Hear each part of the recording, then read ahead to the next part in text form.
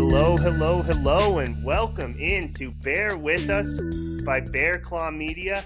I am Chris Bolin, joined as always by Ben Schleiger, and we are brought to you by Crave Hot Dogs and Barbecue in Greeley, Colorado, offering specialty all-beef hot dogs, savory barbecue, and sides, plus a self-pour beer wall. A perfect setting for family outings or a night with friends. Stop by and hashtag Beat the Craving today. Ben, 2-2, buddy. How you doing? Hey, I'm not saying I said so, but I think I said so. And here we are looking pretty. Could have been a lot prettier. Thank God non-conference is over because, God, I'm exhausted. Like, the CSU game, that was emotionally disturbing. We're not even going to go back into that. That's just going to, forever be a little hateful corner of my heart for the Mountain West and CSU. And then South Dakota would have been cool, just wasn't enough gas in the tank. Chris, we are potentially, what, 13 points away from being 4-0 with an FBS win and a ranked win over South Dakota, albeit I don't think South Dakota should be ranked, albeit not as high as they were when we played them, but we are 13 points away from potentially, we could have gotten through non-conference with an FBS win and an FCS ranked win.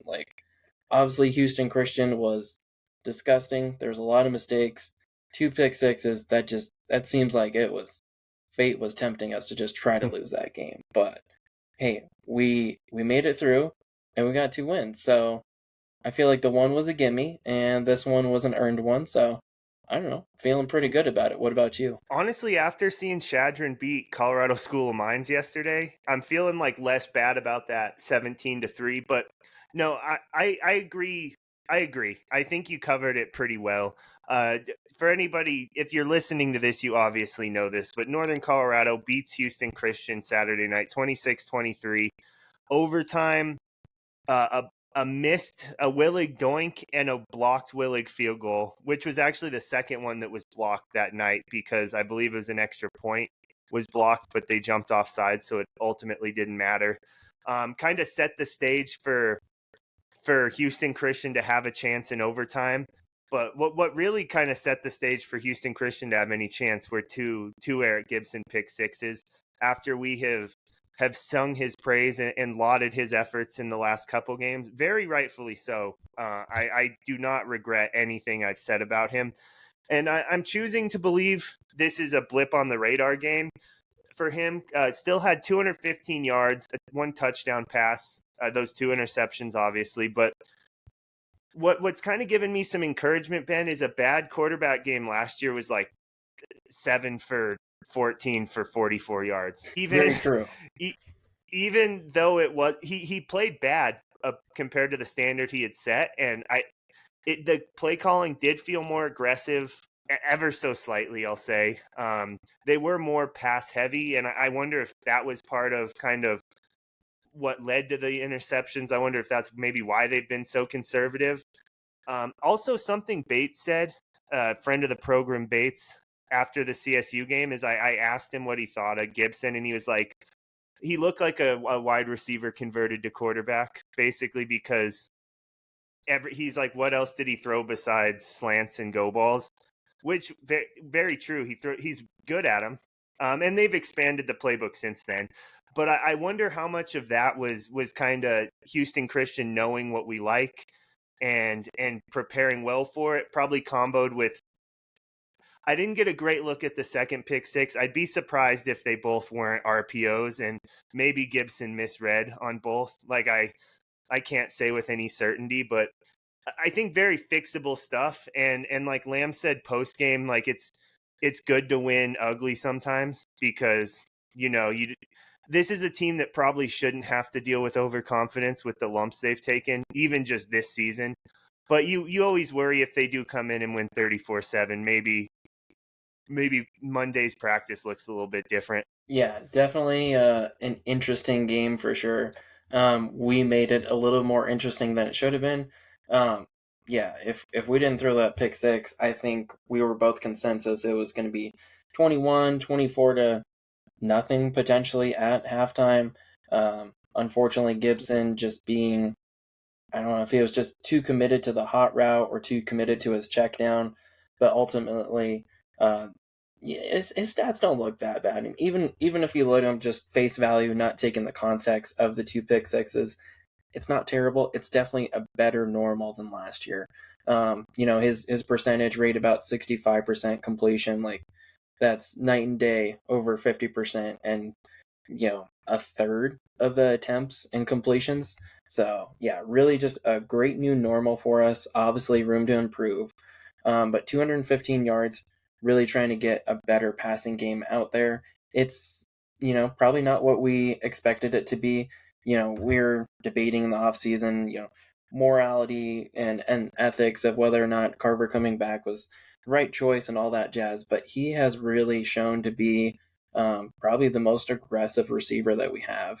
I was going to ask you, I don't. It's been a lot of college football since that game. Did Braden Monroe play in this game? Because he didn't even get a reception.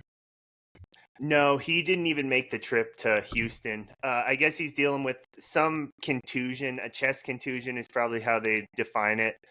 From that hit he took against South Dakota across the middle on that final drive. So, and I think the offense looks a lot better with Monroe out there. I mean, Sky Blue says Star Witness, good receiver makes offense look better. But I think even though Carver Cheek seems to be Gibson's favorite target, I think the threat of Monroe lining up out wide every snap is enough that the defense just has to respect it. And Dawson Menegatti did a stand-up job in his absence, 3 catches for 45 yards. Most of those coming on that weird kind of fade where he didn't jump, and it actually benefited him because I think the defender misplayed it a bit and it just kind of fell into his arms in the first half. But like you said, Carver Cheeks, the star of the show, going up, getting every 50-50 ball once again. Big pass interference in overtime, like a 3rd and 13 that would have been a pretty long field goal, and with the wind on his back, but Willig had missed one and had one blocked right before that, so you don't want to really risk that. And just great ball by Gibson to the point where the defender never turned around. It bounced right off his helmet. Easy pass interference call by the refs that set up the Kearius Boone run, and then the 2 Hank Gibbs sneaks that ended up actually getting the touchdown. But aside from just the way he normally can go up and just get it, there were a couple really nice screenplays.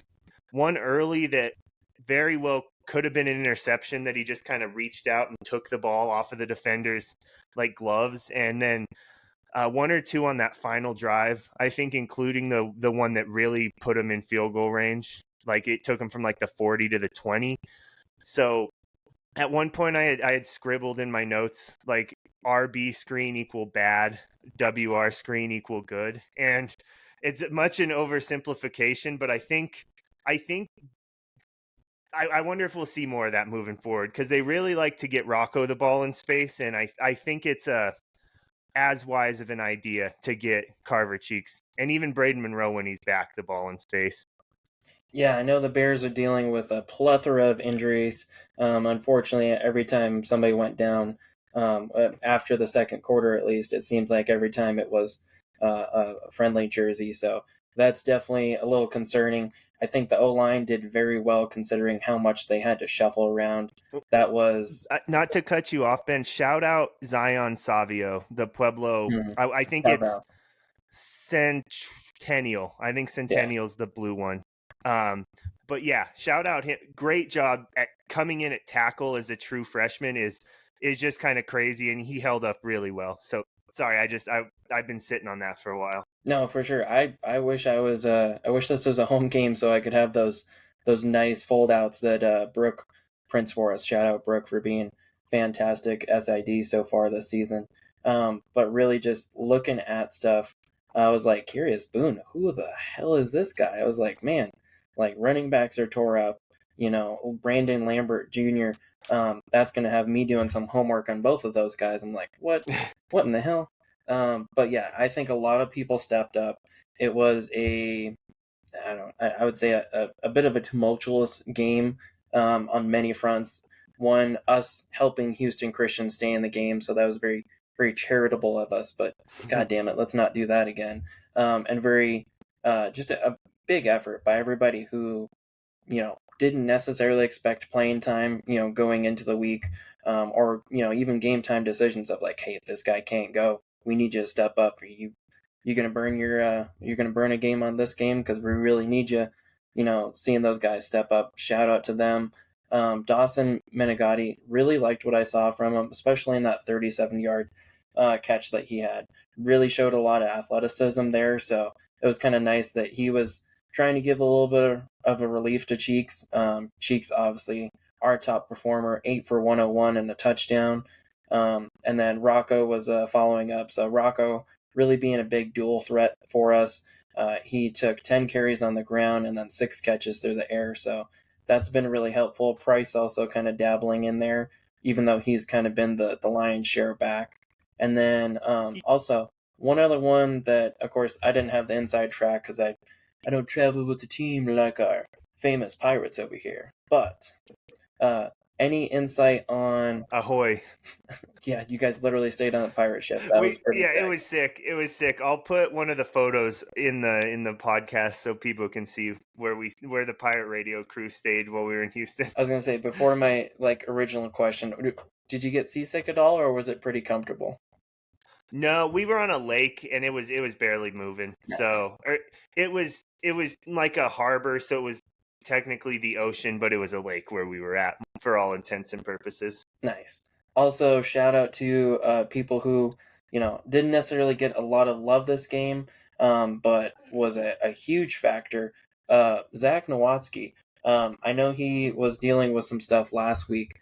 He came in for possibly one of the biggest plays of the game, getting a third down stop, and that being his only tackle. Is that kind of like one of those Price situations like last week where it's like, all right, man, like I know you're not feeling great, but like, can you go for a play or two? I'm not sure. I kind of, we talked with him on the plane for like half a second, and I expected him to not play a full role, but be on the field a little more than he was. But I think you're right.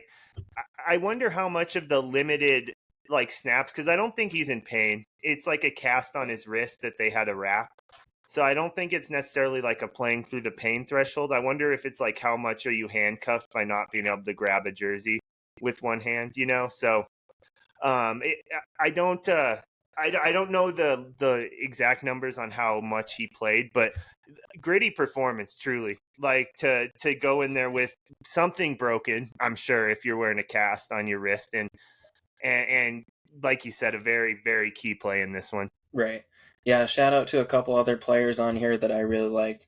I know he only has stats of one tackle in there, but Mikhail Benner came over to us from Air Force, and he made a great play. I'm trying to remember where it was. It was later in the game, might have been in the end zone even, but receiver had a chance at the ball. He was kind of fumbling around in his hands, and he pushes him out of bounds. Doesn't even let him get a chance to it. So I felt like he had great closing speed on a shifty receiver that might have got away from him a little bit, but he came in at the end. Like, even if that was just scaring him to not catch the ball, that was a huge incompletion for us. I felt like all of the DBs played pretty well. Definitely some new faces getting some love in there. Brennan Acosta, he stepped up for us big, getting 1.5 tackles for a loss, 1.5 sacks, forcing a forced fumble, and then also a pass breakup. So shout out to somebody not in the usual suspects kind of getting in there. Butts, Chappa, Hudson, and Ezra really stepped up this game. Chappa with a not dirty like illegal, but just a nasty hit, laying his shoulder into somebody to prevent the first down. That was fantastic. Hudson Voguser, he really stepped up and into Nowatzki's spot, just kind of being a workhorse.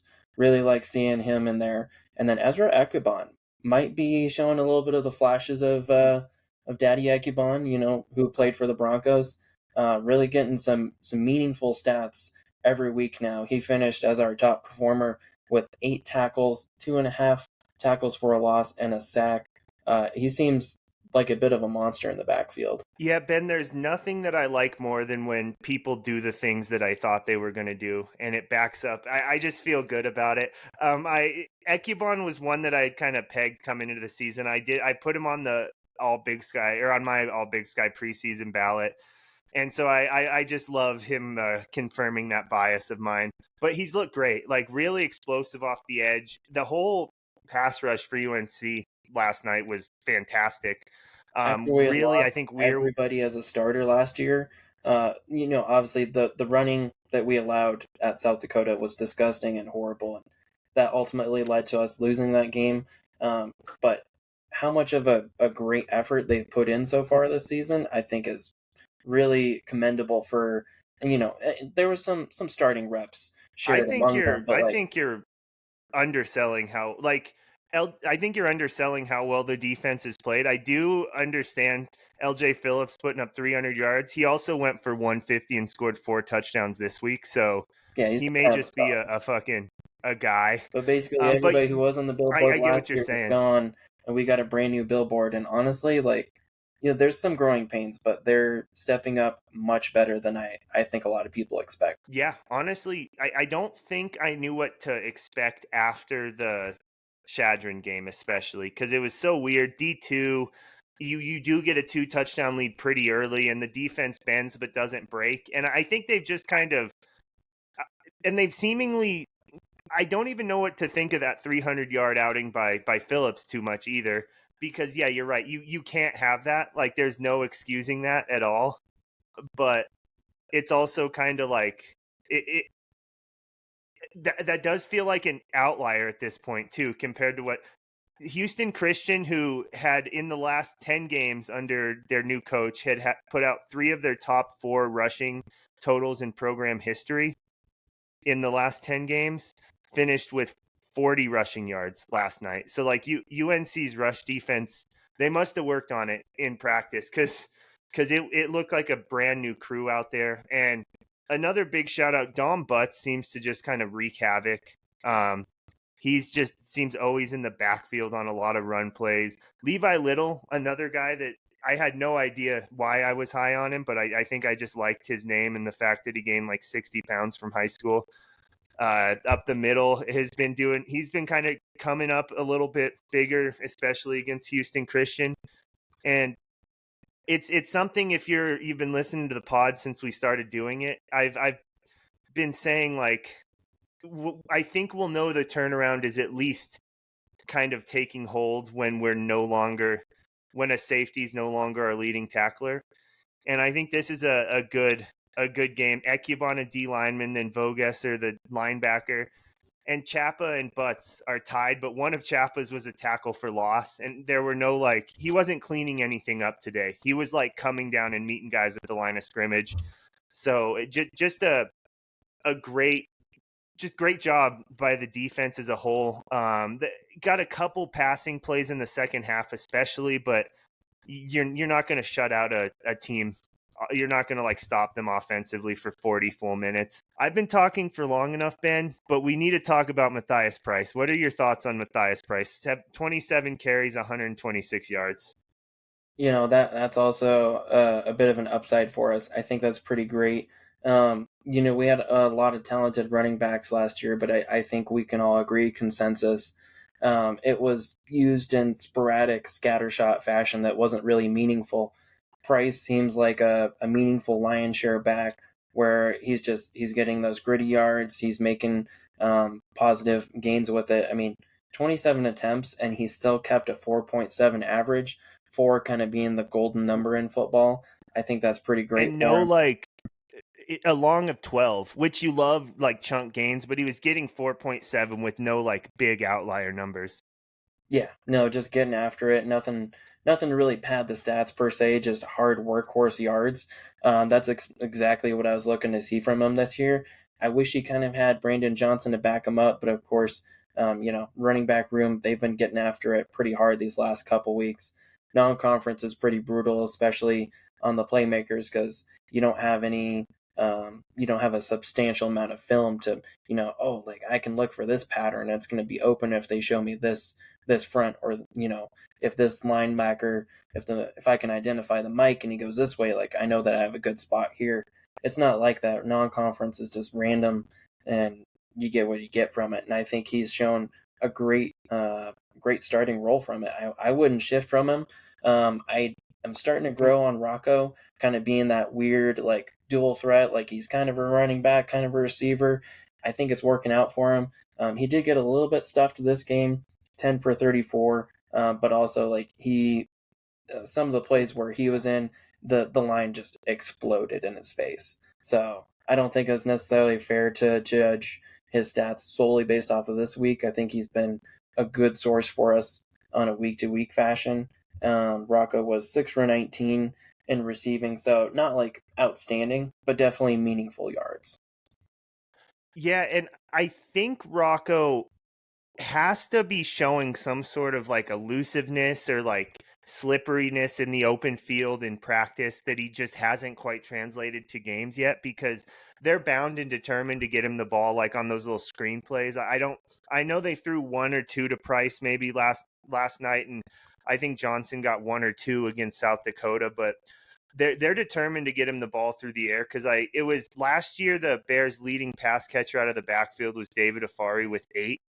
And this year, Rocco already has 18 catches. So he's probably averaging about 2 or 3 yards per catch. So it's not like mounting into big gains. And maybe that's a Gibson kind of factor that Gibson doesn't really take sacks. I'm not actually sure he's been sacked, but I think they were on like, he was scrambling and he hasn't been hit in the backfield. That's That the was way another I'll upside for describe it. this week, is no sacks on our part. So kept the quarterback as clean as we could. And I wonder if like Rocco's getting a lot of those little like swing passes is just the outlet valve when there's pressure, and maybe it's not the first read and Gibson's just kind of taking it when he doesn't see anything else. So I don't want to be too critical about the number of like running back screens, because you never know quite everything that's going into those decisions. But I do think this was encouraging, because we heard Lamb say you have to be great teams are able to run the ball even when you know they're going to run the ball. And that's what UNC kind of could do today. They won the time of possession battle 38 minutes to 21. So I think minus the 2 pick sixes, this is like the type of game that I think the coaching staff sees this team playing, if that makes any sense. Yeah, I could see that. I mean, like, take away the 2 pick sixes, because that was obviously an Achilles heel that led to overtime even being an option. Looking at it, Zayshawn Edwards, I think we both pegged as a potential threat. He goes 9 for 30 with no touchdowns. No offensive touchdowns scored by Houston Christian, which I think is a big deal. Also, they had some pretty lanky, like speedy type receivers, and their top performer was 3 for 44. So not a horrible night, but obviously that's not what you want to see from your receiver one or whoever ended up receiver one in the stats. So ultimately, I feel like the defense did their job. It was just unfortunately offense, especially Gibson, was a liability in some of those reads that just went literally as wrong as they could go. So taking away that, I think it was a very positive game. I mean, their quarterback was at just a little bit below 50%, 160 yards, no touchdowns, no interceptions either. But again, running back room wasn't much to talk about. Receiving room wasn't much to talk about. I do think they're going to have player of the week for defensive player in their conference. So down in the Southland, Rodney Dansby had 18 tackles, 2 tackles for a loss, a forced fumble, and a pick six. So I think he's probably going to take the Southland Defensive Player of the Week.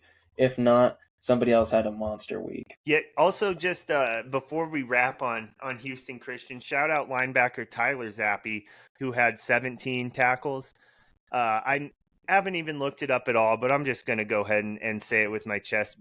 Brother of former Patriot quarterback Bailey Zappi. Bailey Zappi went to Houston Christian, or at the time Houston Baptist, then transferred to Western Kentucky. Tyler Zappi doing the opposite, going from the Hilltoppers down to Houston Christian. So a weird family dynamic there, but he had it was a name that I was pointing to and saying a lot calling the game last night. So any closing thoughts on this Houston Christian game before we kind of pivot to an Idaho State team who put up 90 points over our junior varsity friends in Lincoln parentheses CA?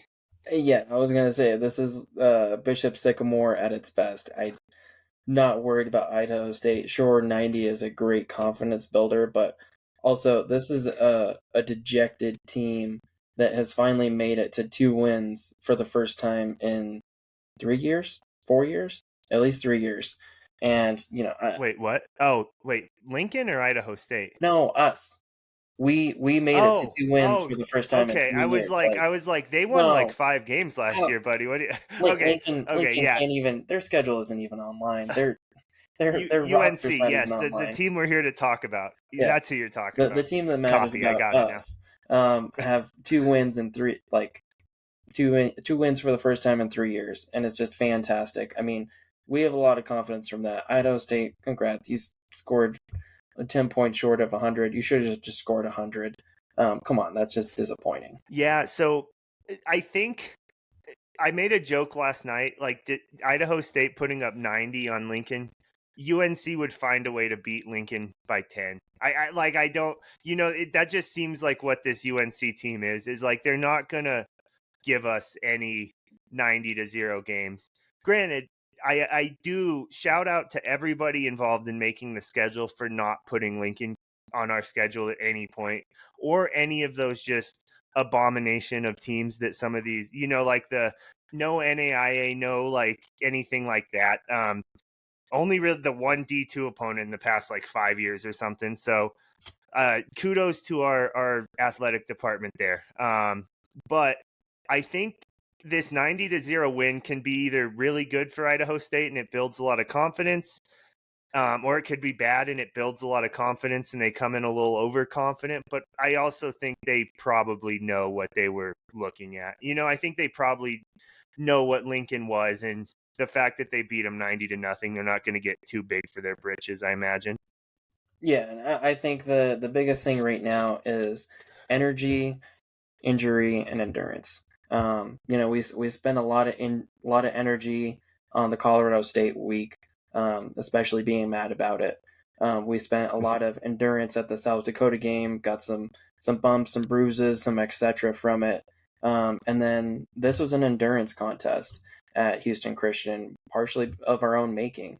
So I think we need to really hit the recovery week big. I wouldn't do too much game install, honestly. Just refine what was not great this week and get everybody in a healthy enough state where you can just like, all right, this guy's ready to go, this guy's ready to go, this guy can go at least half reps, this guy can go quarter reps.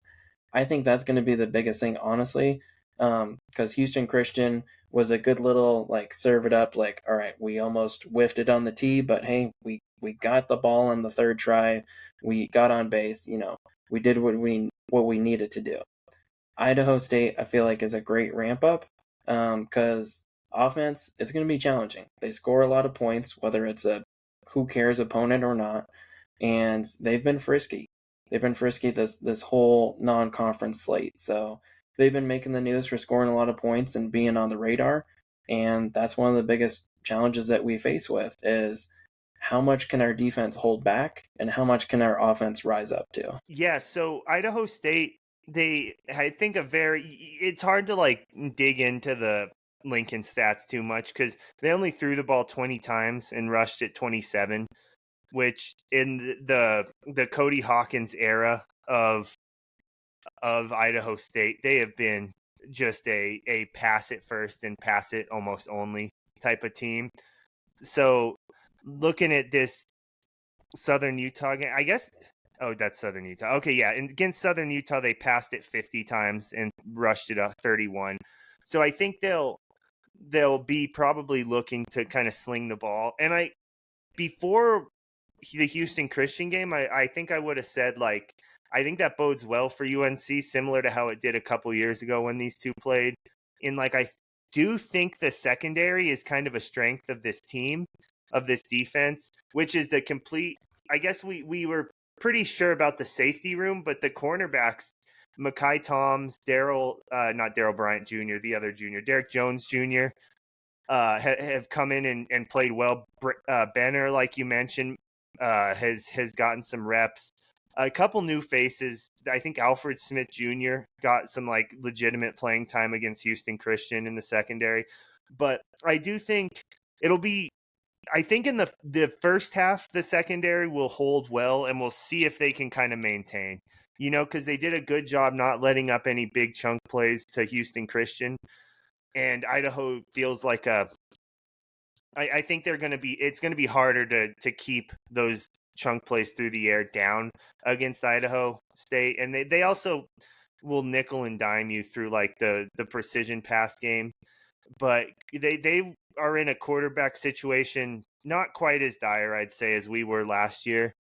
Because Jordan Cook did throw 5 times for 43 yards last week. So it feels like maybe he's available. Davis Harson took the lion's share of the snaps, but I think I'm ultimately happy that we're starting conference play against Idaho State, because this team has a chance to.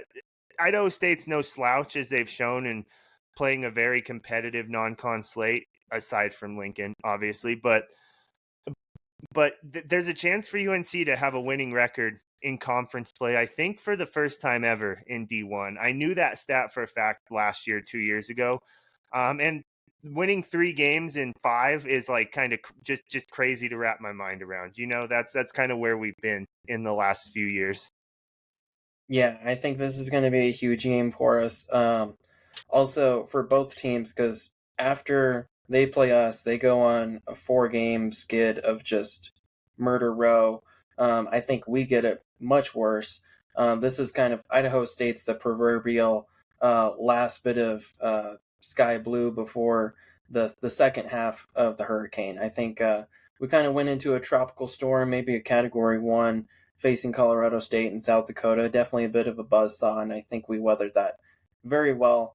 And then Houston Christian and Idaho State are kind of like the calm, stale sea before we see, unfortunately, a ramp up into a Category 5 of number 8 Idaho, number 22 Sacramento State, number 9 UC Davis, and number 4 or 6, however you want to slate it, Montana State, and then number 19 Northern Arizona, before we get to close out the year with Softies, Eastern, and Portland State. But man, we can't get ahead of our britches here. Homecoming very early in the year.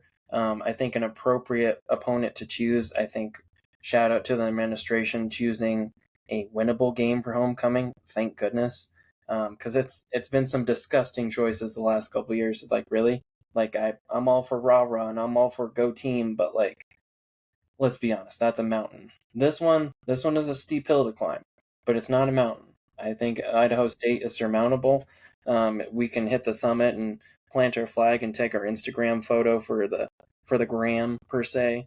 But yeah, they've scored about 25 points per game. We're not going to include Lincoln because that's not real football.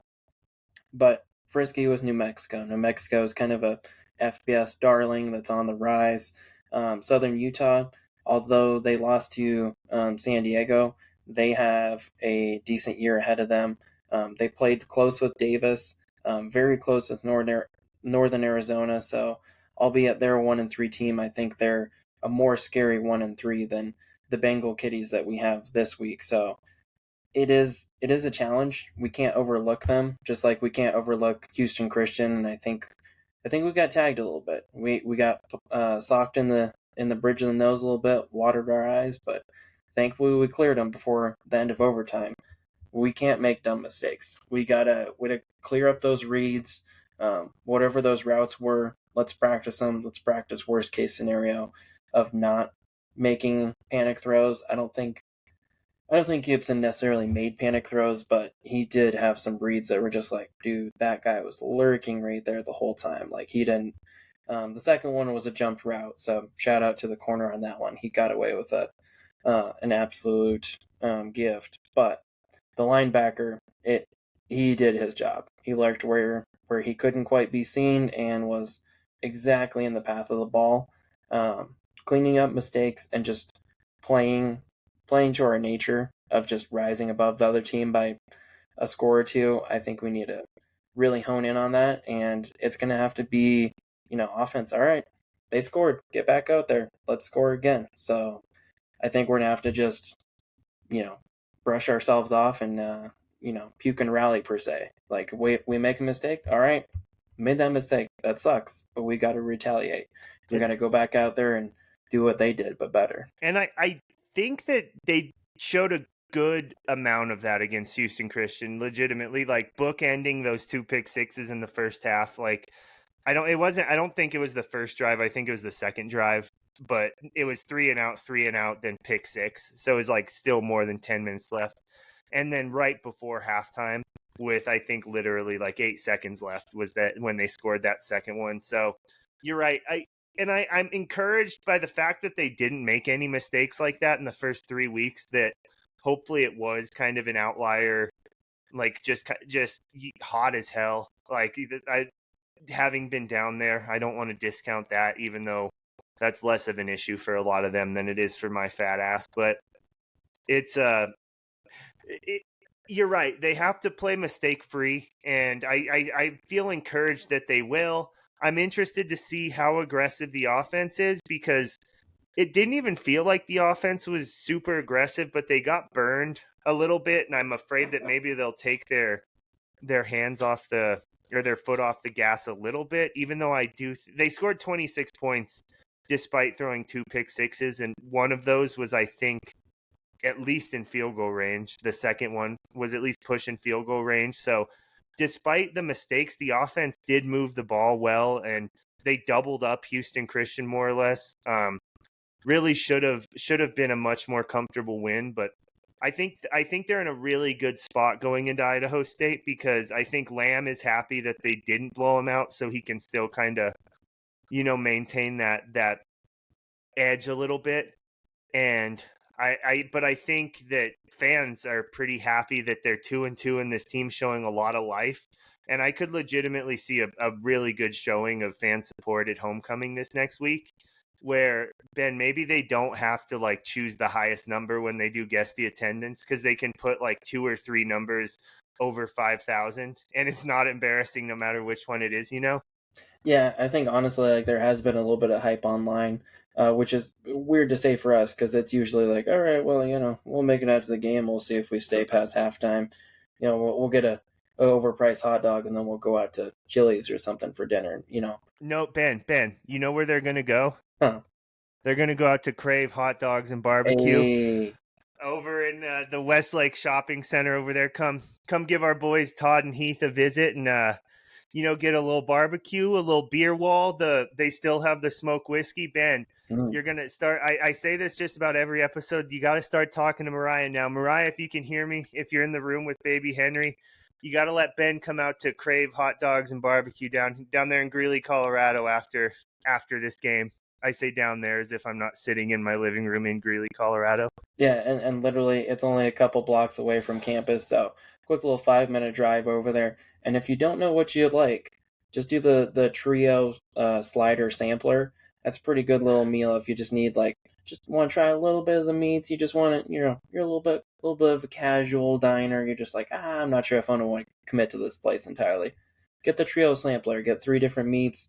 Get you a side. Get you a beer of your choosing from the 15 or 20 beers, it seems like, on the wall. Basically Dave and Buster's for beer drinkers. And I think the trio was a great introduction to them for sure. And ultimately, great meal. So we just have to let Todd and Heath know that now that UNC's they're putting up some fight, their crowds may come in a little bit later. So these people, they're not leaving at halftime, right?